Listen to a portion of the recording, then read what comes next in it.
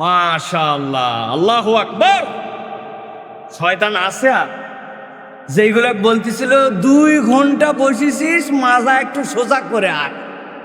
আবার অনেককে বুঝ দিছিল মাঝে মাঝে একটু টানা লাগে রে, এতক্ষণ দম ধরে রাখা যায় না। আচ্ছা না, শয়তান এইগুলাকে আর টানতে পারবে না, কারণ শয়তান আল্লাহু আকবার শুনলে পালায় যায়। ঠিক না? বলছেন তো ঠিক, দেখছেন কোনোদিন? এত জোরে ঠিক বললে প্রমাণ নাই, কিছু নাই। আপনারা দেখছেন কিন্তু আপনারা বুঝেন নাই। আমি আপনাদেরকে বুঝাই।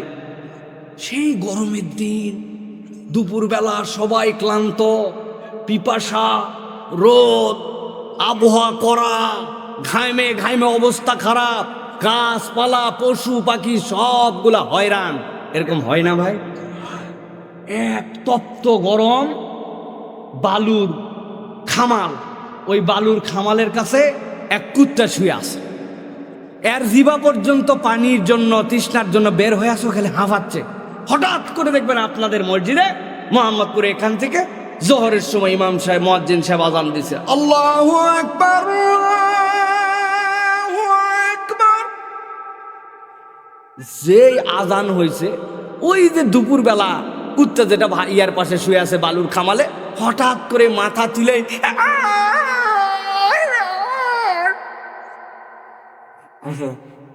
কিরে তুই এতক্ষণ বসে আছিস মরা মরা, হঠাৎ করে তুই করতেছিস কেন? আছে না, ওর সাথে সাথে হাহা করে না। নবীজি বলছেন, আল্লাহ তাকে জানাইছেন আল্লাহু আকবার শুনলে শয়তান পালায়, কুত্তায় শয়তানকে দেখতে পায় জন্য চিল্লায় আল্লাহু আকবার। সকালবেলা মোরগ সুবহুন কুদ্দুসুন বলে চিৎকার করে উঠে, আমরা মনে করি বাঁকে, ও এমনি বাঁকে না, ও দেখে আল্লাহর একদল ফেরেশতা নেমে আসতেছে বান্দার আমলনামা লেখার জন্য, আরেক দল ফেরেশতা আসমানে উঠে যাচ্ছে আল্লাহর কাছে। ফেরেশতা দেখেছে বাঁকে, সুবহানাল্লাহ। আমরা দেখি না, কিন্তু আল্লাহ নবী বলে গেছেন ওরা দেখে। তাহলে শয়তান যে পালায় বোঝা যায় কি না? এই জন্য অনেকেই আছে দেখবেন ওই শয়তান গ্রুপের মতো, এরাও কুত্তা মার্কা চরিত্র বানাইছে। আছে না ভাই? আন্দাজি না বোঝে বলছি না। যদি কেউ একটা প্রমাণ দিতে পারেন, 100 টাকা নগদ দিব, যে হুজুর আমি জীবনে একটা কুত্তা দেখছিলাম, দেখি কি কাজ হয়ে শুয়ে আসার মুইতে দিছে। অথবা হুজুর একদিন দেখছি কুত্তা এরকম করে বসে আছে, বসে দেখি চচ্চর করে মুইতে দিছে। দেখছেন কোনোদিন? ও কাজ হয়েও মতে না, বসেও মতে না, এমনকি ঘুমের মধ্যে কুত্তার বাচ্চা মুতছে এরকম কোনো রেকর্ড নাই যে ঘুমের মধ্যে ঘুমাইছিল মানুষের বাচ্চার মতো মুতে দিছে। না, ঘুমেও মতে না। ও প্রস্তাব লাগলে দাঁড়ায়, দাঁড়ানোর পরে ঠ্যাং তোলে। অনেকগুলা মানুষ আছে দেখবেন, উনারাও তাদের তরিকা নিছে, এরা বসে মুততে পারেন। আছে কিনা? নামাজ পড়িস নি কেন? হুজুর কাপড় কাপড় না পা, কুত্তা মুতছে তোরটাই না, আমি মুতছি দাঁড়ায় কুত্তার মতো, দাঁড়ায় মতে পোশাক না পাক করে। আল্লাহদেরকে হেদায়েত দিন। মুসলমান কোনো অজুহাত ছাড়া, অসুস্থতা ছাড়া, নির্ধারিত কারণ ছাড়া কখনো দাঁড়ায় প্রস্রাব করতে পারে না। আর তুমি মুসলিমের বাচ্চা হইয়া তুমি দাঁড়ায় মতো, আহারে কি অবস্থা জানেন না? আমরা সারা দেশ ঘুরে বেড়াই, যেগুলো যে হোটেলের ব্রেক নেয় না, গাড়িগুলি বাসগুলি যে রেস্টুরেন্টে দাঁড়ায়, সেই জায়গায় কিছু সময় খাওয়ার জন্য সময় দেয়। আল্লাহ এদেরকে হেদায়েত দান করুক, এদের বুঝ দান করুক।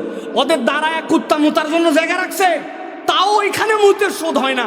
আমরা যারা বসে মুতি, ওই জায়গায় আসে ওদেরকে দাঁড়ায় প্রস্রাব করা লাগে। ও বদনা না পাক করে দেয়, কল না পাক করে দেয়। আল্লাহর কাছে কিয়ামতের দিন আমাদের নাপাকির কারণে তোমার বিচার হবে।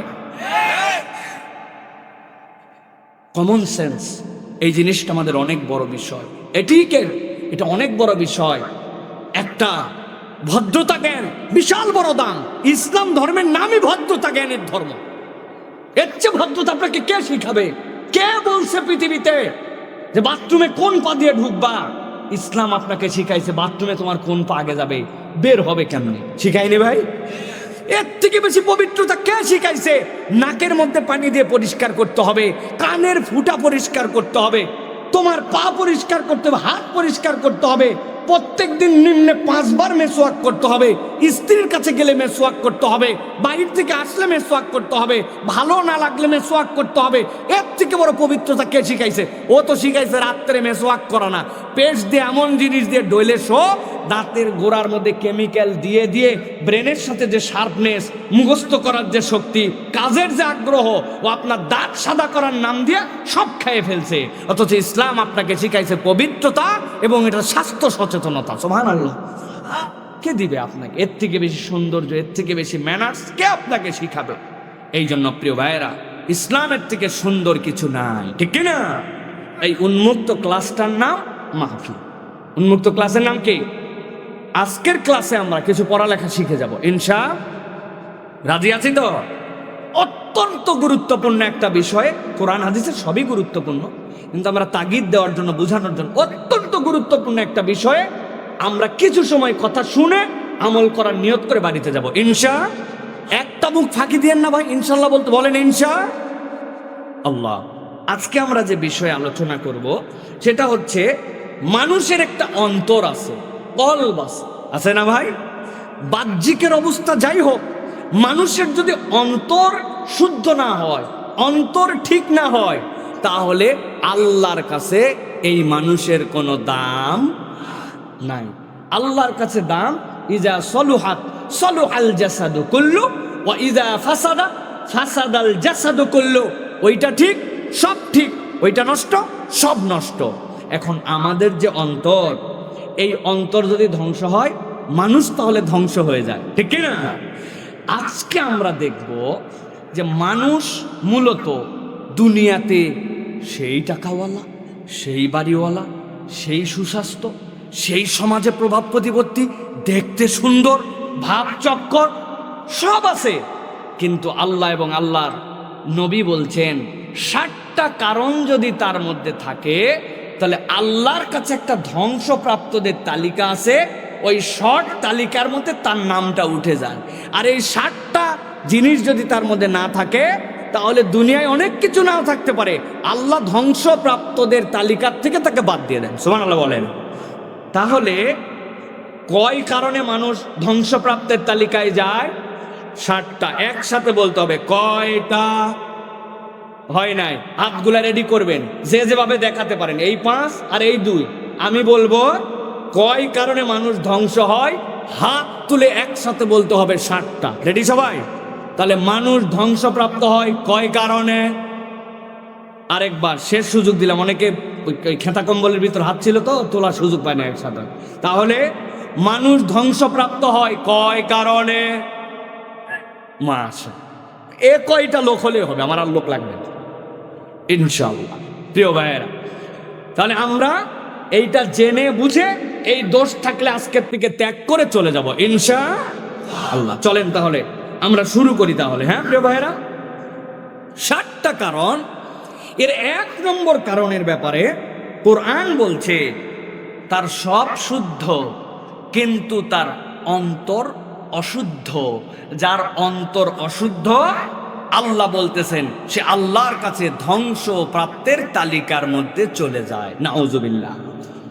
আল্লাহ রাব্বুল আলামিন কোরআনের অন্যতম আকর্ষণীয় সূরা, সূরা ইউসুফ, ইউসুফের 53 নম্বর আয়াতের মধ্যে আল্লাহ বলছেন, ও আমার হাবিব, আপনাকে ওহী দেওয়া হলো, এই বার্তাটা আপনার উম্মতের জন্য আপনি জানাই দিয়ে রাখেন।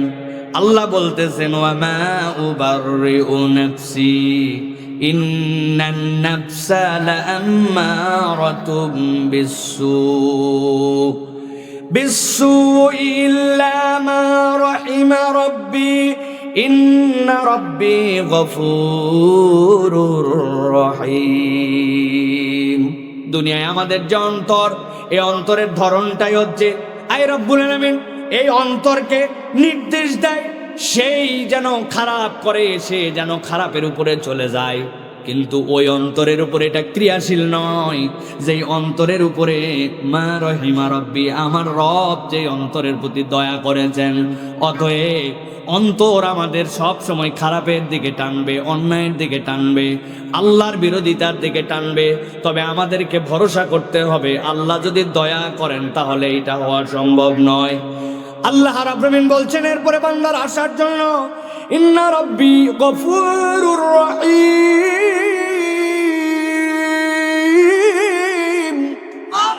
আল্লাহ বলছেন জেনে রাখো বান্দা, শয়তান তোমাকে ডাকবে, টানবে অন্যদিকে, কিন্তু তোমার রব তার বৈশিষ্ট্যটা বর্ণনা করতেছেন, নিশ্চয় আল্লাহ রাব্বুল আমিন ক্ষমাশীল এবং দয়াদ্র। তার মানে আল্লাহ রাব্বুল আমিন কখনো চান না, অথবা আল্লাহ এই জন্য অন্তরকে সৃষ্টি করেন নাই যে তুই ভুল করবি, শয়তানের কথায় তুই জাহান্নামে চলে যাবি, এই জন্য নয়। তবে বান্দাকে জানতে হবে আমার অন্তর কিন্তু খারাপের দিকে যেতে পারে, আমাকে এখান থেকে বাঁচার চেষ্টা করা লাগবে, ঠিক না? আল্লাহ রাব্বুল আমিন কোরআনুল কারীমের মধ্যে বলছে, ও দুনিয়ার মানুষ, আমি তোমাদের জন্য একটা পরিমাপক দিলাম, তোমাদের জন্য একটা নিক্তি দিলাম। তোমার দোকান যদি তুমি করো, আর তুমি যদি ওই দাড়িপাল্লা পুরাতন আমলেরটা রাখো, যেইটার মধ্যে একটা ছোট্ট করে পাইপ দিয়া উপরে ধরে রাখছো, মাপ ঠিক মতো জনগণ বুঝবে না। আল্লাহ বলতেছেন না না না, আমি আল্লাহ রাব্বুল আমিন কিয়ামত পর্যন্ত মানুষের জন্য এমন একটা নিক্তি দিলাম, ওইটা বান্দার জীবনের মধ্যে এমন ভাবে সুপ্রসন্নভাবে যুক্ত হবে। ওইটা যদি হয়, আমি রব্বুল আমিন বললাম নবী থাকবেন না, নবীর ওয়ারিস থাকবে, কিন্তু তাদের মাধ্যম দিয়ে সে যদি এই বার্তাটা নিজের জীবনে ফলপ্রসূ হিসাবে গ্রহণ করে নেয়, আমি রব্বুল আমিন তাকে সফলদের মধ্যে অন্তর্ভুক্ত করব। আল্লাহ কোরআনে বলছেন, কদ আফলাহা মান তাযাক্কা ওয়া যাকারা ইসমা রাব্বিহি ফাসাল্লা বাল তুসিরুনাল হায়াতাদ দুনিয়া ওয়াল আখিরাতু খায়রুন ওয়া আবকা।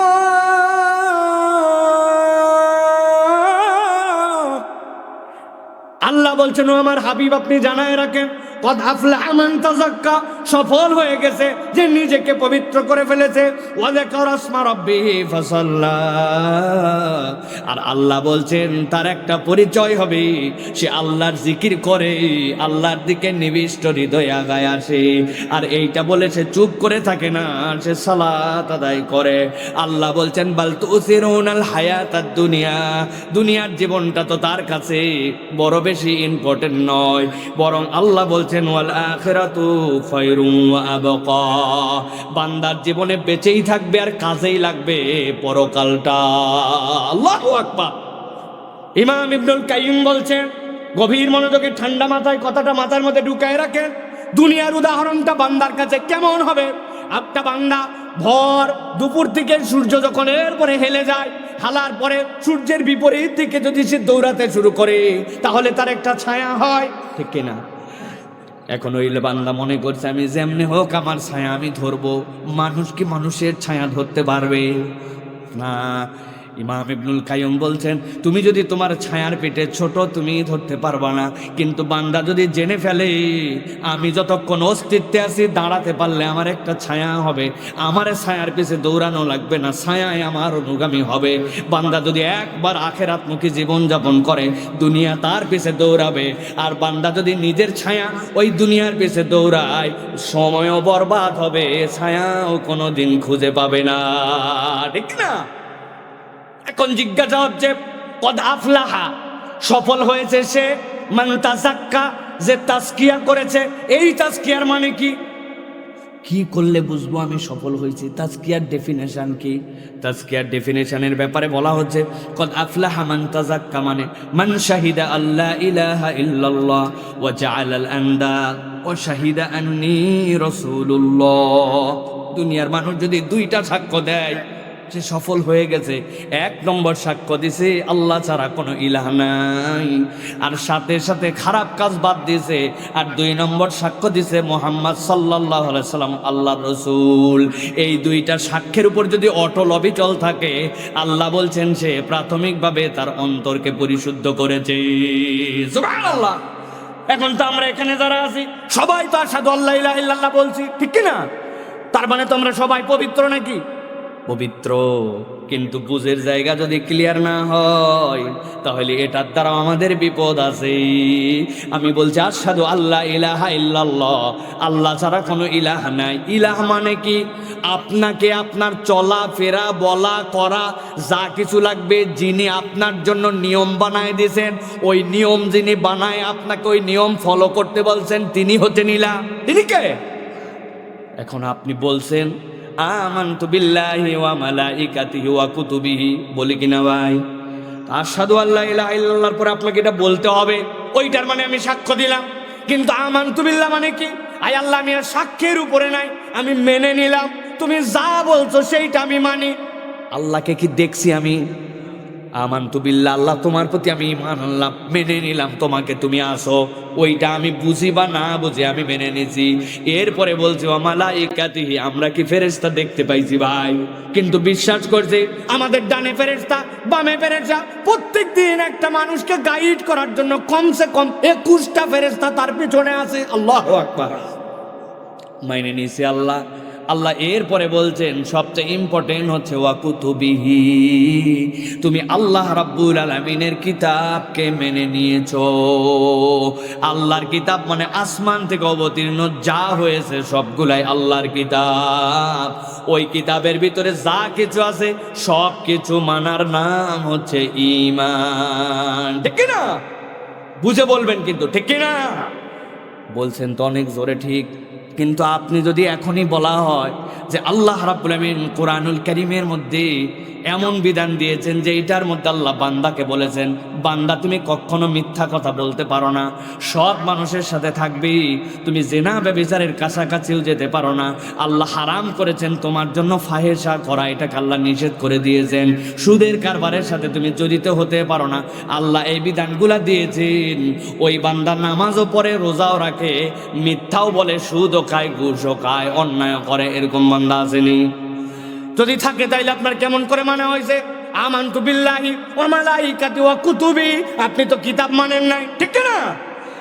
এই পর্যন্ত তাও শুনলে সই, কিন্তু এমন কতকগুলা মানুষ আছে তাদের গা জ্বলা শুরু হবে যদি বলা হয় ভাই আল্লাহ রাব্বুল আমিনের নামাজ আল্লাহর বিধানে পড়েন, রোজা আল্লাহর বিধানে করেন, হজ আল্লাহর বিধানে করেন, আসেন আমরা পেনাল কোড যেইগুলো আছে, মানে যেইগুলো আইন কানুন আছে, যেইগুলো একটা চোর চুরি করলে ফলাফল পাবে, ওইটা আল্লাহর বিচার দিয়ে করি, অর্থনীতিটা আল্লাহর বিচার অনুযায়ী সুদমুক্তভাবে করি। কোনো নারী যদি বেইজ্জতি হয় তাহলে তার ইজ্জত দেওয়ার জন্য ইসলাম যেইভাবে পাথর নিক্ষেপ করার কথা বলেছে ওই আইনে দেশটা চালাই, এর পক্ষে আমরা চলি। এই কথা বললেই এক দল আমাদের মতো লোকের গায়ে ট্যাগ লাগায়। এই হুজুর মনে করছিলাম দল করে না, এখন দেখি এইটাও দলের কথা বলে, আছে কিনা? আমি তাদের জন্য বহু জায়গায় প্রায় প্রত্যেক মাহফিলে এখন ইচ্ছা করে বলি, কোনো একটা লোক যদি এই কোরআন শরীফ হাতে নিয়ে বলছে হুজুর 15 পারা পর্যন্ত আমার গবেষণা করা শেষ, আল্লাহর দয়ায় 15 পারা পর্যন্ত আমার কোনো মন্তব্য নাই, সব কিছু আমার কাছে ক্লিয়ার, বাকি 15 পারা একটু ভাবা লাগবে, এখনো গবেষণা করতে পারি নাই, তাহলে সে হচ্ছে 50% মুসলমান, তাই তো না? অর্ধেক মানুষের অর্ধেক মানতে পারে না, এখন 50%। কত পার্সেন্ট? 0। আচ্ছা অত দূর পরীক্ষা নিলাম না, সে সব মানছে, কেবল সূরা কাউসারের ব্যাপারে তার কিছু কথা আছে, ইন্না আতাইনা কাল কাউসার, কবে কিভাবে আল্লাহ কাউসার দিলেন আমি তো এখনো বুঝে উঠতে পারি নাই, অতএব কাউসারের ব্যাপারে আমার ধারণা পরিষ্কার না, আগামীতে দেখি কতদূর কি হয়। পুরা কোরআন মানছে, খালি একটা কাউসারের ব্যাপারে তার একটু ঝামেলা আছে, তাহলে সে হচ্ছে 99.99% মুসলমান। হতো? তাহলে এই লোক যে বলল আমানতু বিল্লাহি ওয়া মালাইকাতি ওয়া কুতুবিহি ওয়া রুসুলিহি, তাহলে ওর কি কিতাব মানা হয়েছে? কথা বললেন না হয়েছে? তাহলে এই পার্টির মধ্যে যারা আছে তাদেরকে বাঁচানোর কোনো উপায় বের করা লাগবে কিনা? বের করা লাগবে না? বাঁচানোর উপায় বলা লাগবে না? আমি আপনাদের কাছে অত্যন্ত গবেষণা করে একটা বাঁচার উপায় বাইর করছি, আপনারা রাজি থাকলে এখন বলে দিব। বুঝে বলেন, রাজি আছেন? ফিরি না, যাওয়ার সময় মোসাফা করে অন্তত 20 থেকে 50 টাকা করে দেওয়া লাগবে। দেবে? বলে হুজুর টাকা আনা হয়নি, কয় টাকা আইনিছি ভাড়ার জন্য, খুচরো নেই। এগুলো বললে হবে না। যদি বুদ্ধি পছন্দ হয় তাহলে 50 টাকা যাওয়ার সময় দেওয়া লাগবে। রাজি আছেন? দেখেন তো এই বুদ্ধি দিয়ে এখন থেকে আমরা যে কালেমা বলছি, এখন থেকে আমরা সুন্দর করে এটা চেঞ্জ করে নিব। এখন থেকে বলবো আমানতু বিল্লাহি ওয়া মালাইকাতিহি ওয়া কিচ্ছু কুতুবিহি। চলবে না? আচ্ছা ঠিক আছে, আরো সুন্দর করে বললাম প্রয়োজনে আমানতু বিল্লাহি ওয়া মালাইকাতিহি ওয়া যদ্দুর বুঝি তদ্দুর কুতুবিহি। কাজ হবে না? এই বুদ্ধিতে হুজুরের টাকা দেওয়া যাবে, কবরে পার পাওয়া যাবে না? না না, আপনার মাথায় কাজ করলেও মানা লাগবে, কাজ না করলেও মানা লাগবে। ওর নাম হচ্ছে আমানতু বিল্লাহি ওয়া মালাইকাতিহি ওয়া কুতুবিহি। আপনি নিজের তাজকিয়ার কথা বলতেছেন, কিন্তু আল্লাহর আইনের কথা শুনলে আপনার অন্তর জ্বলে। কোরআনের পক্ষে ডাকলে আপনার ভিতরে উসখুস করে। আল্লাহর রাজনীতির কথা বললে আপনি সেই জায়গাতে নোংরা কিছু খোঁজেন। এইরকম মুসলমান আমাদের সমাজে আছে কিনা? ভাই মসজিদে দুনিয়াবি কথা বলা হারাম আছে না ভাই? যেই কথা দুনিয়াবি মসজিদে বলা হারাম, ওইটা মসজিদের বাহিরে বলাও হারাম, ঠিক না? ব্যাকল আল্লাহ নবী সব কিছু মসজিদ থেকে চালালেন, তুমি দুনিয়াবি কথা বলতে কি বুঝাইছ? দুইজন লোক আসছে, মারা গেছে বাপ, এখন দুইজনের মিরাজনামা কেমনে বন্টন হবে? মা বেঁচে আছে, দাদা বেঁচে আছে, এখন মিরাজনামার জন্য বিধান নিতে আসছে। এটা তো দুনিয়ার জমি জমার বন্টন। মসজিদে বসে ইমাম সাহেব যদি এইটা জানাই দেয়, এইটা কি দুনিয়ার কথা না আল্লাহর কথা? আপনি কি জন্য এটার নাম দুনিয়ার আলাপ দিছেন? তার মানে যেই কথা মসজিদের ভিতরে বলা হারাম, ওই কথা হিসাব করে দেখেন বাহিরে বলাও হারাম। কিন্তু কৌশলে তারা মসজিদকে আলাদা বানাইছে, কেবল নামাজ কালাম করো, এই জায়গায় সব করো, ইবাদতের কথা বল। হুজুর আপনি বেশি বেশি গেলে ফজিলতের ওয়াজ করবেন, আছে না? কারণ এই ভণ্ড বাবাজি নিজেই সুদের কারবারি, উনি সুদের বিরুদ্ধে ওয়াজ শুনতে পারে না। এরকম লোক মুহাম্মদপুরে না।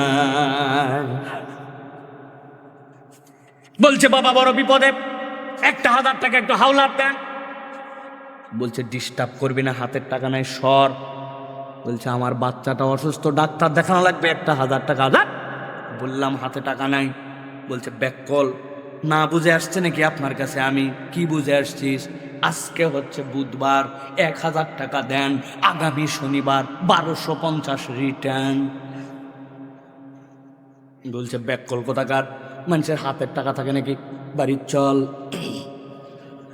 বাড়িতে নিয়ে যায় 1000 দিছে, আবার ঘোষণা দিছে লাগলে আরো বল, তোর চাষিও কিন্তু এই কাজ করে, যা করবি শর্টে কর। মাগরিবের ওয়াক্ত কাছে, জামাত ধরা লাগবে। আসরের নামাজ পড়ে, মাগরিব জামাতে পড়ে, কিন্তু সুদের কারবার বাদ দেয় নাই, দাদনে টাকা লাগায়। এরকম মুসলমান নামধারী মুনাফিক আছে কিনা? আসতে বলেন, আছে? আমার আল্লাহ রাব্বুল আলামিন বলছেন এই জন্য, قد أفلح من تزكى وذكر اسم ربه فصلى। ও বান্দা ভালো করে জেনে রাখো, তুমি নিজেকে পবিত্র যদি করো, ওই বাহিরের জুব্বা, বাহিরের টুপি, বাহিরের দাড়ি, এইটা হচ্ছে ইসলামের চিহ্ন। কিন্তু এই চিহ্ন ব্যবহার তোমার বাহিরে আছে, কিন্তু তোমার ভিতরটা একইলার প্রতি সত্যই মাথা ঝুঁকায় দেয় নাই। তোমার এই সকল ভণ্ডামি আল্লাহর কাছে দাম দিবে না, ঠিক না? পিটলামি করো। আল্লাহ এই জন্য বলতেছেন, নবী জানায় রাখেন, তহরা নাফসাহু মিনাল আখলাকির জারাজিলা, যেই সকল বাজে গুণ আছে সেখান থেকে যদি কেউ নিজেকে সরায় নেয়, ওয়া তাবা মা আনজালাল্লাহু আলা রাসূলিহি, আর আল্লাহ রাসূলের প্রতি যা যা বিধান আসছে ওইটার যদি অনুসারী হয়ে যায়, তাহলে সে তার অন্তরকে পরিষ্কার করেছে, ঠিক না? আমি হুজুরও ফাঁসে যেতে পারি এটা নিয়ে। আমি হুজুর এই আইটেমে মানুষ দেখে বাহ ইনি ভালো, কিন্তু এই আইটেমে তার ভালো না। অতএব আল্লাহ রসুলের প্রতি ইতাআত ওইটা যদি করে, আল্লাহ বলছেন সে হচ্ছে তার অন্তরকে পরিশুদ্ধ করেছে। তাহলে 1 নম্বর আমাদের অন্তর শুদ্ধ কিনা এইটা আমাদেরকে বারবার যাচাই করতে হবে, ঠিক কিনা? তরুণ যুবক, ঠিক তো জোরে বলছ? মোবাইলে নাপাক দেখো, এটা আল্লাহ দেখতে বলছে? কান্দে যে হারাম গান শোনো, আল্লাহ শুনতে বলছে? তুমি যে গার্লফ্রেন্ড বানায় তার সাথে যে গল্প গুজব করো, তাকে যে মিথ্যা প্রতিশ্রুতি দিয়ে রাখছো, তুমি আমার প্রথম, তুমি আমার শেষ, আসলে হে তো 49 নম্বর বদমাইশ। আরে একটা হলে 50 মারবে, অথচ সব জানেও এই হারাম সম্পর্ক সে কন্টিনিউ করতেছে। আছে কি না? আছে। কেমনে বললেন আপনি? জানেন নাকি আপনি এরকম কিছু? তাহলে এখান থেকে আমাকে বাঁচতে হবে প্রিয় ভাইয়েরা। এটা হচ্ছে অন্তরের পরিশুদ্ধি। এইটা না থাকলে উপরের ভুংভাং কাজ দিবে। সংক্ষেপ করি, কথা দীর্ঘ করা যাবে না, সময় আমাদেরকে সেদিকে নিচ্ছে না। 1 নম্বরে তাহলে অন্তর যার শুদ্ধ নয় সে ধ্বংস। 2 নম্বরে কৃপণতা। মানুষ মাত্র তার তবিয়ত হচ্ছে সঞ্চয় করো, কৃপণ বানায় দাও। যার সাথে কৃপণতা যুক্ত হয়ে গেছে ওই মানুষটা ধ্বংসপ্রাপ্তের তালিকার মধ্যে চলে আসছে। আমার কথা নয়, আল্লাহ নবী সাল্লাল্লাহু আলাইহি সাল্লাম বলছেন, ইয়াকুম ওয়াজ-জুলম ফা ইন্নাজ জুলমা হুয়া জুলুমাতুন ইয়াউমাল কিয়ামা ওয়াত্তাকুশ শুহা। আল্লাহ নবী বলছেন, তুমি জুলুম থেকে বেঁচে থাকো। দুনিয়ায় যদি ছোট্ট জুলুম করো, কিয়ামতের দিনে এটা বিশাল অন্ধকার তোমার জন্য নিয়ে আসবে। আর আমি নবী বললাম, ইত্তাকুশ শুহা, খবরদার খবরদার কৃপণ তবিয়তের হয় না, কৃপণতা থেকে বেঁচে থাকো। ফা ইন্নাশ শুহা আহলাকা মান কানা ক্বাবলাকুম, তোমাদের আগের অতীতের যত জাতিকে ধ্বংস করা হয়েছে ওই ধ্বংসের অন্যতম কারণ ছিল তারা হার কৃপণ হয়ে গেছিল। পকেটের টাকা বের হয় না, আল্লাহর জন্য খরচ হয় না, জনগণকে খাওয়াতে চায় না, শুধু জমা করতে চায় আর জমা করতে চায়। আবার যে খুব জমা করে ফায়দা করে সেরকমও নয়, ঠিক কি না? আপনারা ঠিক জোরে বলবেন না, কেননা গত জুমার হিসাব যদি আমি ইমাম সাহেবের কাছ থেকে নেই, হুজুর এই মসজিদের মুসল্লি কতজন ছিল? 300 জন, 400 জন জুমায় মুসল্লি। মসজিদের দান বাক্স আপনার সামনে দেখেছি, আগুনের বেগে খালি ঠেলে পার করে দিয়েছেন আপনি। পকেটের টাকা 20 টাকার মধ্যে পড়ে নাই। আপনি বলছেন আমি ছাত্র মানুষ, আমি মুরব্বী মানুষ, আমার কামাই রোজগার অত বেশি না। অথচ ওই লোকটাই চায়ের দোকানে যায় 1 কাপ চার, একটা বিস্কুট খায় 10-15 টাকা খরচ করে, 4-5 খিলি পান খায়, প্রত্যেক দিন 20 টাকা শেষ করে ফেলে। জামাটা যদি আয়রন করতে দেয় সেখান থেকে 20-30 টাকা যায়। এখান থেকে যদি শহরে যায়, মাগুরায় যায়, সেখানে যেতেও আসা যাওয়ার বিনা কারণে 20-30-40 টাকা খরচ হয়।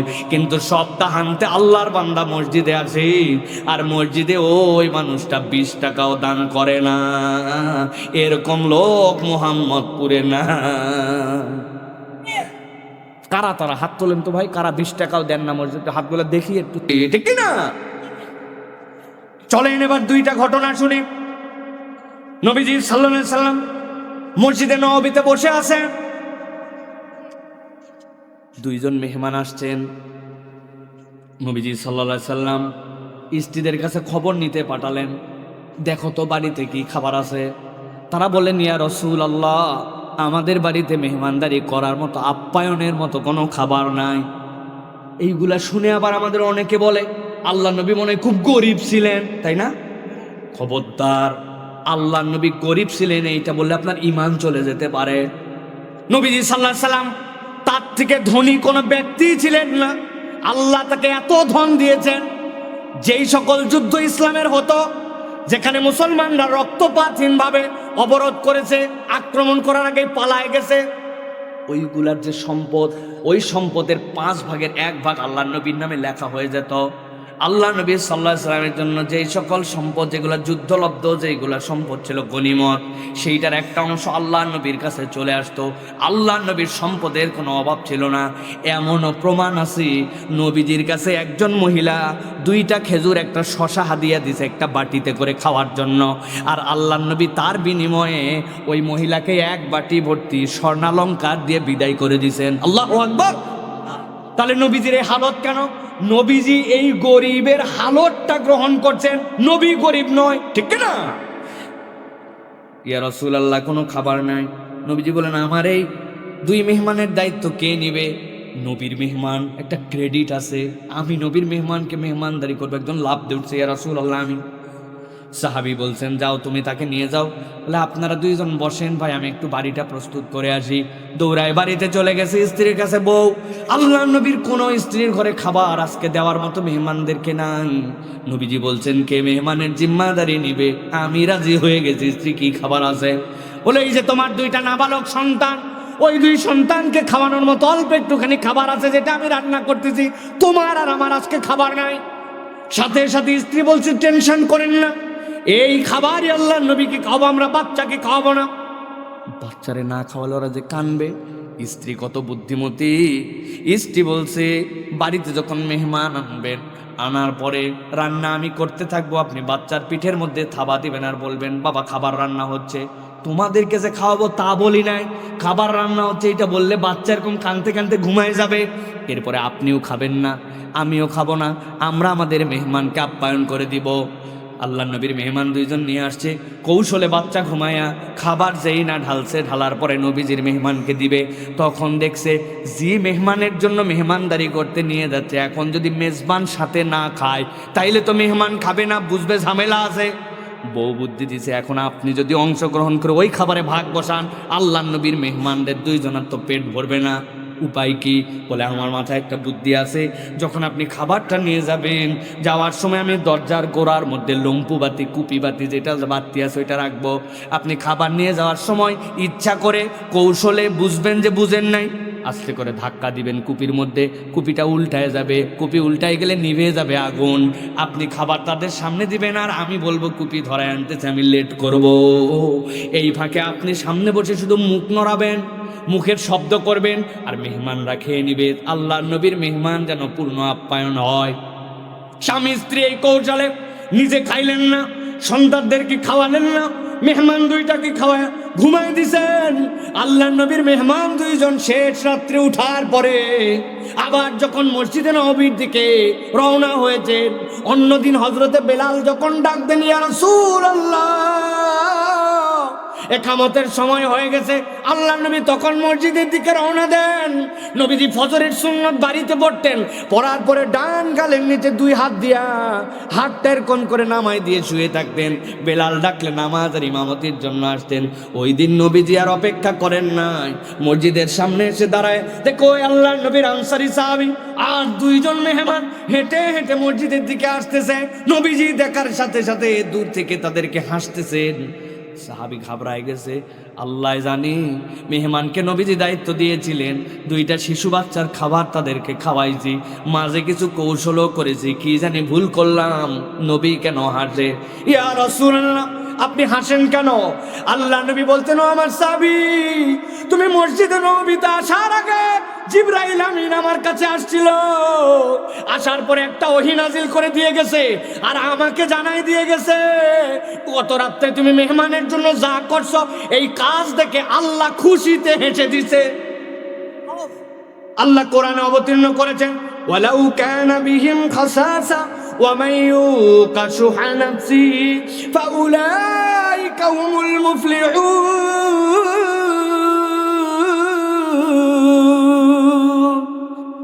মনে করো না তাদের প্রয়োজন ছিল না, তার দিলে ক্ষুধা ছিল, স্ত্রীর পেটে ক্ষুধা ছিল, বাচ্চাগুলা ক্ষুধায় কাঁদতে কাঁদতে ঘুমাই গেছিল। প্রয়োজন যে ছিল না, প্রয়োজন ছিল, কিন্তু নিজের প্রয়োজনের উপরে অপর ভাইকে প্রায়োরিটি দিয়েছে। আল্লাহ বলছেন, আল্লাহ এত খুশি হন কেউ যদি কৃপণতা ত্যাগ করে যদি আল্লাহর দেওয়ার সম্পদ থেকে বিলাতে শুরু করে। আল্লাহ বলছেন ফাউলাইকা হুমুল মুফলিহুন, আল্লাহর কাছে যে সফল কামদের তালিকা আছে, রব্বুল আলামিন ওই তালিকায় তাদের নাম উঠায় নেন। সুবহানাল্লাহ। তাহলে কৃপণতা মুমিনের স্বভাব হবে না। আল্লাহ বলেছেন ওয়া মিম্মা রাযাকনাহুম ইউনফিকুন, তাফসীর দীর্ঘ হয়ে যাবে, আমি ওইদিকে যাচ্ছি না। আল্লাহ বলছেন আমি যে রিজিক দিয়েছি সেই রিজিক থেকে তুমি খরচ করো। আর আমি বানাইছি আমার চাল, আমার ধান, আমার হোটেল, আমার আয়, আমার ব্যবসা, আমার জমি, আমার গম, আমার সরিষা, আমার আবাদ, সব আমার। আল্লাহ বলছেন আমি না দিছি, ওয়া মিম্মা রাযাকনাহুম ইউনফিকুন, আমার দেওয়া থেকে তুই আবাদ করিস। আপনার জমি কি সুন্দর করে আপনি ধান লাগান আর বোরিং করে পানি নেন। আমার দাদা তো বোরিং করে নিচে পানি জমা রেখে গেছিল ট্যাঙ্কিতে, ওই পানি তুলে তো আমি আবাদ করি না। হ্যাঁ, আমার নানা আর আমার নানার আব্বা এরা হচ্ছে সূর্যের মধ্যে জ্বালানি ঢুকাই দিয়ে গেছিল, ওই সূর্যের আলো আসে তারপরে আমার আবাদ হয় না। সূর্য আল্লাহর, পানি আল্লাহর, জমিন আল্লাহর, ফুটানি আমার, তাই না? আল্লাহ এই জন্য বলছিল মিম্মা রাযাকনাহুম ইউনফিকুন, বদ ঢুকাও, মুত্তাকি হলে তাকওয়ার পথ হচ্ছে তুমি আল্লাহর জন্য খরচ করো। আপনি খরচ করবেন না, আপনি নিজেকে শেষ করে ফেলতেছেন, আল্লাহর কাছে বাতিলের দপ্তরে নাম উঠে যাচ্ছে। বুঝি না আমরা হার কৃপণ, এখন মুসলমানের হাত পকেটের থেকে বের হয়, এই জন্য কৃপণতা করা যাবে। এই জন্য আল্লাহ রাব্বুল সূরা আলে ইমরানের মধ্যে বিস্তারিত এই বিষয়ে কথা আছে। আল্লাহ রাব্বুল বলেছেন, ওয়ালা ইয়াহসাবান্নাল্লাযীনা ইয়াবখালুনা বিমা আতাহুমুল্লাহু মিন ফাদলিহি ওয়া হুয়া খায়রাল লাহুম বাল হুয়া শাররুল লাহুম। আল্লাহ তাদেরকে যে নিয়ামত দিলেন সেখান থেকে যে কৃপণতা করে, মনে করে এটার দ্বারা আমি জমা করলাম। নবীজি বলছেন, ব্যাককল, তুই যা খাইয়ে গেলি আর যা খরচ করে গেলি ওইটাই কবরে যাবে, বাকিটা তোর কিচ্ছু যাবে না। তুই জড়ো করে তাদের জন্য রেখে গেলি, ওরা ওইটাতে কি করবে তুই জানিস না। নিজে খায় না পর্যন্ত, নিজে একটা ভালো জিনিস কিনে না, খালি জড়ো করে রাখে। এরকম মুসলমান আছে কিনা? কয় টাকা বাঁচানোর জন্য মাইলের পর মাইল হাঁটে, ওই টাকা রেখে যাচ্ছে যার জন্য, সে যে কি করবে সেটাও সে জানে না। এই জন্য নবী বলছেন, কোরআন এসেছে, তুমি মনে করো এইটা বোখালাত করা তোমার জন্য ভালো, আল্লাহ বলছেন এটা তোমার জন্য খারাপ। আল্লাহ বলছেন, সাইয়ুতাওয়াকুনা মা বাখিলু বিহি ইয়াউমাল কিয়ামা। আল্লাহ বলছেন গলার মধ্যে একটা বেড়ি লাগায় দেওয়া হবে তাদের জন্য, ওই বেড়ি পরায় যে বিষয়ে তারা কৃপণতা করেছিল সেইটাকে আমাদের দিন বুঝায় দেওয়া হবে। এইটার মানে হচ্ছে যাকাত।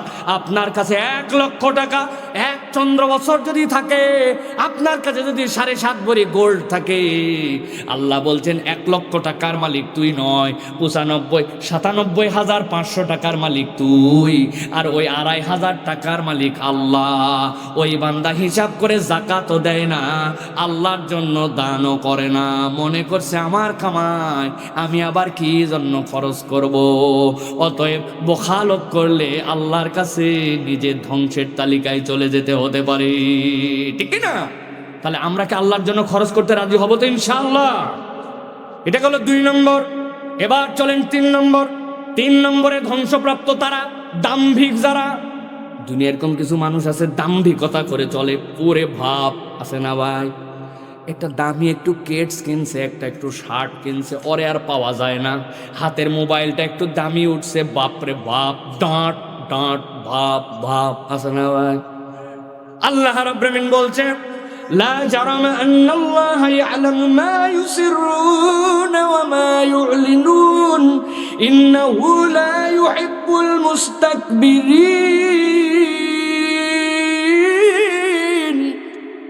আল্লাহ বলছেন, দুনিয়ার মানুষ, তুমি যা গোপন করো সেটা জানে কে? যা প্রকাশ্য সেটাও জানে কে? আল্লাহ বলছেন, নিশ্চয় আল্লাহ দাম্ভিক এবং অহংকারীকে পছন্দ করেন না। দুনিয়ায় মানুষের চলাফেরাও হতে হবে বিনয়ী। তবে এইখানে একটা কথা মনে রাখতে হবে, বিনয়টা বাহিরের প্রকাশ নয়, বিনয়টা অন্তর থেকে আসা লাগে, ঠিক না? একজন সম্মানিত লোক, ওসি সাহেব, চেয়ারম্যান সাহেব, যার পাওয়ার আছে, তার সামনে যাই তো আপনি হুজুর হুজুর করবেনই, ঠিক কিনা? কিন্তু যেই লোকের কোনো পাওয়ার নাই, কিচ্ছু নাই, তখন আপনার অন্তরটা তার জন্য বিনয়ী। আপনার আচার আচরণে এলাকার মানুষ বলে ভদ্র ছেলে, কিন্তু আপনার সামনে বলতে পারে না, কিন্তু পিছনে বলে বেয়াদব, ঠিক কিনা? এরকম আপনাদের এলাকার একটা জাতীয় বেয়াদব আছে, আছে না? ভালো করে আপনারা বুঝে খান, আমার বোঝার দরকার নাই। আল্লাহ রাব্বুল আলামিন লোকমান আলাইহিস সালামকে দিয়ে জানাইছেন, তিনি তার সন্তানকে কতগুলো উপদেশ দিয়েছেন। তার মধ্যে একটা উপদেশ, ওয়ালা তুসাইর খাদ্দাকা লিন্নাস ওয়ালা তামশি ফিল আরদি মারহা। তুমি কখনো মানুষের দিক থেকে তোমার মুখ ফিরাই নিও না। বড় জটিল আমল ভাই, জটিল আমল। মানুষের দিক থেকে মুখ ফিরাই নেওয়ার মানে কি ভাই? অনেকগুলো ব্যাখ্যা আছে। তার মধ্যে একটা আল্লামা রাগিব ইসফাহানি আখলাকুন নবীর ভিতরে বলেছেন, নবীজি একদিন সাহাবীদেরকে নিয়ে এশার নামাজের জন্য দাঁড়ায় গেছেন।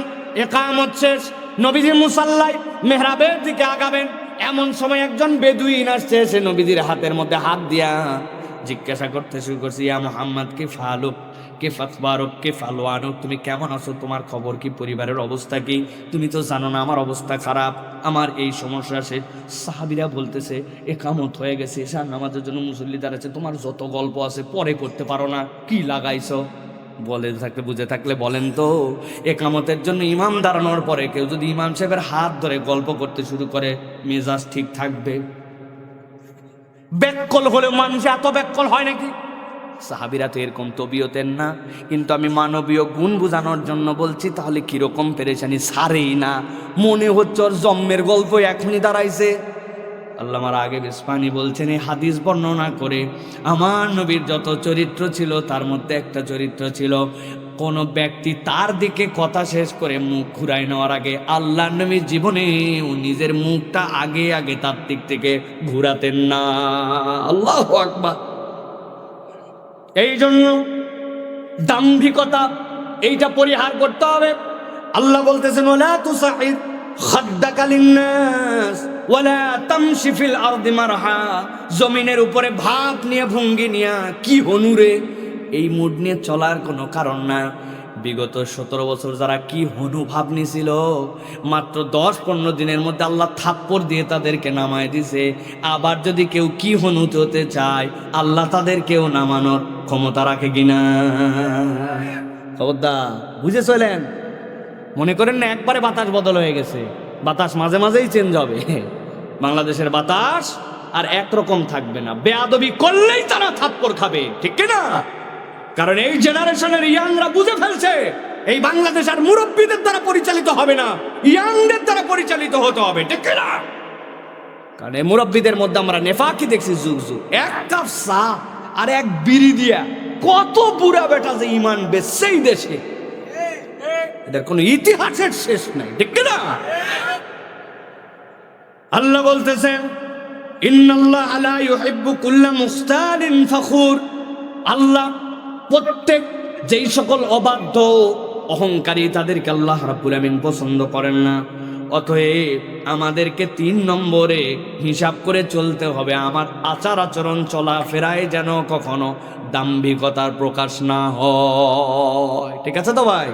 সেটা হুজুরও যা, নন হুজুরও তাই। আমি হুজুর, একটু ওয়াজ করি, 2টা লোক আমাকে চিনি, ওরে ভাব, হুজুরের আশপাশে ভেড়া যায় না, কথা বলা যায় না, হুজুরকে ছোঁয়া যায় না, আছে না ভাই? এ ভাব নিয়ে কি লাভ ভাই? এ ভাবের কোনো দাম নাই। মাঝে মাঝে বুঝানোর জন্য বলি, নিচের মানুষের মূল্য কম না। আগেকার বাটকারা যেগুলো রাখতো, প্রথমে 1 কেজি রাখতো, এরপরে 500 গ্রাম, 200, 150, তার উপরে 20 সাজানো। দেখেননি মুরব্বীরা বাটকারা? এটা তো 20, নিচে অনেক 100 বসে আছে, সে তার জান্নাত কনফার্ম করে ফেলছে, আর আমি ওয়াজ করতেছি। ওতে ভাব নিয়ে কি করব? আল্লাহ জানো এই আমলের দ্বারা, এই নসিহতের দ্বারা আপনাকেও কবুল করেন, আমাকেও কবুল করেন, ঠিক না? দাম্ভিকতা, ভাব, হ্যাডামগিরি খবরদার কখনো যেন রুচির মধ্যে না আসে। একটু পোশাক, বাপের পরিচয় অনেকে গরম দেয়, ঠিক না? বাপের পরিচয় গরম দেয়, তুমি কি করবো ভাই? তোমার বাপ ওই ক্রেডিট অর্জন করছে, তুমি তো ওই ক্রেডিট ভেঙে খাচ্ছ। লোকে কয় হ্যাঁ বাপের গরম দেখায়, আপনারটা তো কয় না, আপনার বাপ তো ওকেই না যে কিছু করছে জন্য তার গরম আছে। আপনি বাপের গরম দেখান কেন? মামার গরম দেখান কেন? পার্টির গরম দেখান কেন? আপনি আল্লাহর পক্ষে থাকার গরম দেখান, ঠিক না? আমি হকের উপরে আছি, এটার একটা গরম আছে, কিন্তু আপনাকে দাম্ভিক হওয়া যাবে খবরদার। এটা গেল 4 নম্বর। 3 নম্বর, 4 নম্বরে দুনিয়াকে প্রাধান্য দেওয়া। আল্লাহ রাব্বুল আমিন বলতেছে এই দুনিয়ায় কত মানুষের চরিত্র, ওয়ালাকিন্নাহু আখলাদা ইলাল আরদ ওয়াত্তাবা হাওয়া ফামাসালুহু কামাসালিল কালব। যেই মানুষগুলা দুনিয়াতে নিরেট দুনিয়াদার হয়ে যায়, এই মানুষগুলা ধ্বংস হয়ে যাবে। আল্লাহ বলতেছেন যারা কেবল দুনিয়াদার, দুনিয়ার জন্য সত্য মিথ্যার কোন বিচার করে না, আছে ভাই? একটু কথা বুঝে বলেন, আছে ভাই? ঈদের সময় দোকানে মাল কিনতে গেছেন, আপনাকে দেখে বলছে আপনার মতো চেনা লোক বলে কেনা দামে দিলাম। বাপ দাদার জন্মে আপনাকে দেখে নাই, অথচ বানাইছে আপনাকে চেনা লোক, কেনা দামে বলে 500 টাকারও বেশি মারছে, আছে না? কয় আপনি আমার বোনের কাস্টমার, এই জন্য আপনাকে এই দামে দিলাম। আপনি আর 30 নম্বর কাস্টমার, কিন্তু বানাইছে বোনের কাস্টমার। মাল হালাল, দোকান হালাল, ব্যবসা হালাল, ব্যক্তি মুসলমান, কেবল দুনিয়ায় কয়টা টাকা বিক্রি বেশির জন্য মিথ্যা কথা বলে হালাল মাল বিক্রি করে, এরকম লোক মোহাম্মদপুরের না, আছে? খবরদার। আল্লাহ বলছেন ওয়ালাকিন্নাহু আখলাদা ইলাল আরদ, ও নিরেট দুনিয়াদার হয়ে গেছে, দুনিয়া ছাড়া কিচ্ছু বোঝে না। এই চরিত্র যেন আপনার না হয়। তোর মোবাইলে কি রক মিউজিক আছে? বলছেন না না, আমার রক। তুই এত দামি মোবাইল ব্যবহার করে লাভ কি? তুই তো ব্যাকডেটেড ওই বাংলাদেশের পোষা পোষা গান শুনিস, আমি আমেরিকান মিউজিক শুনি। উনি উঠে গেছে উপরে, মনে করছে নিরেট দুনিয়াদার হয়ে যাওয়ার কারণে এমন বন্ধুর সাথে মিশে যেই বন্ধু তাকে আল্লাহর দিকে ডাকে না, দুনিয়ার খারাপের দিকে ডাকে। দেখা হলে জীবনে জিজ্ঞাসা করে নাই তুই আসরের নামাজ পড়ছি কিনা, বলবে কিভাবে? ও তো বিগত এক সপ্তাহ আসর পড়ে নাই, ও আপনার বলবে কেমনে? উল্টা ওরে বলে কি সিনেমা দেখলে, মোবাইলে কত খারাপ কি আসলো না আসলো, ওইগুলা খালি আপনার আকর্ষণের জায়গায়। আল্লাহ বলছেন ওয়ালাকিন্নাহু আখলাদা ইলাল আরদ, ওর কাছে কোনো চাহিদা নাই, ও কেবলমাত্র দুনিয়াদার। এই দুনিয়াদার যদি হয়ে যায়, আল্লাহ বলছেন এই ব্যক্তির উদাহরণ আল্লাহর কাছে কুত্তার মতো। নাউজুবিল্লাহ বলেন। কেন? কারণ ওই কুকুরকে আল্লাহ বলছেন ইন তাহমিল আলাইহি আলহাস আও তাতরুকু আলহাস, ওরে পিপাসার্থ হলেই জিহ্বা বের হয়ে যায়, অন লাল পড়তেই থাকে শীতে গরমে, ছোট দিনে বড় দিনে।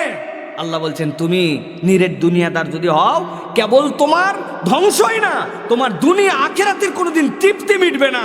আল্লাহ বলছেন তোমাকে লালায়িত লাঞ্ছিত দুনিয়া আখেরাতে। তাহলে এখান থেকে আমাদেরকে বাঁচতে হবে প্রিয় ভাইয়েরা, আমার দুনিয়ার উপরে আখেরাত প্রাধান্য পাবে। রাজি আছেন তো? বলছেন তো আছে, কিন্তু মাঠের মধ্যে জান লাগাতে লাগাতে জোহরের আজান হয়েছে, বলছে যে জোহরের আজানের সময় এখন যদি উঠে আবার জামাত পরে আছে, আবার গোসল করে কি বাকি ভুঁই নিরান দেওয়া যাবে নি? এই কথা বলে উনি আসর কাবার করে দিছে। আছে না মুসলমান? খেজুরের গাছ কাটার সময় এত বড় দাড়িওয়ালা খ্যাচ করে মাল কাজ বান্ধব, চাচা কি ব্যাপার? বলছে বাবা উপরে কাঁটা বাঁধে কি মরবনি নাকি? এই 2 মিনিট গাছ লাগায় আবার আসবনি। উনি ফরজ তরক করে ফেললো। তাহলে এটা খেজুরের গাছের রসের উপরে আপনি আল্লাহর বিধানকে প্রাধান্য দিয়েছেন। জমি লাগানো আল্লাহর দেওয়ার জমির উপরে নামাজকে প্রাধান্য দিচ্ছেন না জমির প্রাধান্য দিচ্ছেন? একটু বাড়ির যে বুঝ করে দেখেন, বুঝ করে দেখেন সৌন্দর্যের প্রকাশ। এই করার জন্য মহিলারা ওয়াজ শুনতে আসছে। আহা চাষি আইছে একটা 60 বছর, বোরকা পরে, হাত মুজা, পা মুজা, ইরে বাবারে সব ঢাকা। উনার মিন্স বন্ধ হয়ে গেছে, পিরিয়ড বন্ধ হয়ে গেছে, 60 বছর বয়স, হাত মুজা পা মুজার বিধান আল্লাহ তারে দেয় নাই, শাহওয়াত নাই। সাথে আবার যেটা গ্যাটিস ধরে আনছে হাতে করে, ওইটা 18 বছর, 3 পিস। তবে 2 পিস বোঝা যায়, আরেক পিস গলার এদিক দিয়ে নলি দিয়ে নামায় পিছন দিকে দিছে। আসেনি বা? কি ব্যাপার আপনার মেয়ের পর্দা নাই কেন, বেহায়া কেন? বলছে বাবা এত রাগ করিস না, আমিও বিয়ার পরেই পর্দা ধরছি, আমার নাতিও বিয়ার পরে পর্দা ধরবে। আর কি বললেন আপনি? আপনি আপনার নিজের মনকে, দুনিয়াকে আল্লাহর উপরে প্রাধান্য দিলেন। হাসতেছেন চাচা, বলতে লাগলে ফাঁসে যাবেন। বহু ভুঁয়ে কাজ করতে গেছিলেন সকালবেলা, লোকজন মনে করছে চাচা খুব কামলা গো, ফজরের সময় মাঠে চলে যায়। আসলে গেছে ওর সাথে যার জমি লাগানো, ওই ভুঁইওয়ালা এখন আইল কাটে পারে নাই, উনি আইল কাটার নাম করে 4 আঙ্গুল জমি ঠেলে। এরকম প্রচুর মুরব্বী এখানে বসে আছে। হ্যাঁ, আল্লাহ বলতেছেন তুমি আল্লাহর বিধানের উপরে দুনিয়াকে প্রাধান্য দিছ, ধ্বংস। অতএব আমাদেরকে এখান থেকে বাঁচতে হবে প্রিয় ভাইরা। ইবনে মাজাহ একটা কথা বলেছেন, ইবনে মাজাহ তিনি বলছেন পার্থিব চিন্তা, ভালো করে পয়েন্টটা মনে রাখেন। ইবনে মাজাহ বলছেন পার্থিব চিন্তা যাকে মোহগ্রস্ত করবে, মানে মোহের মধ্যে ঢুকে গেছে, দুনিয়া তাকে আষ্টে পিষ্টে ডানে বামে সামনে পিছনে চলতে ফিরতে, মানে সব কিছুর মধ্যে যে একটা ধান্দা করে, ওই যে অত ভালো ভালো না টাইপের। শুনছেন না, এক মহিলা নাকি গ্রামে ছিল, যে কোনো মহিলাকে বিয়ের পরে দেখানোর জন্য তাকে নিয়ে যেত, চাষি দেখতো সব ঠিক আছে কিনা, ওই সব ঠিক আছে, চোখটা সুন্দর না, ও বাবা। আরেকটা দেখছে, দেখে সব ঠিক আছে, কয় কান অত ভালো না, সব ঠিক আছে, আরেকজনের কাছে শুনলেন কি মুসিবত, কোনো না কোনো একটা খুঁত ওই মহিলা বাইর করবেই।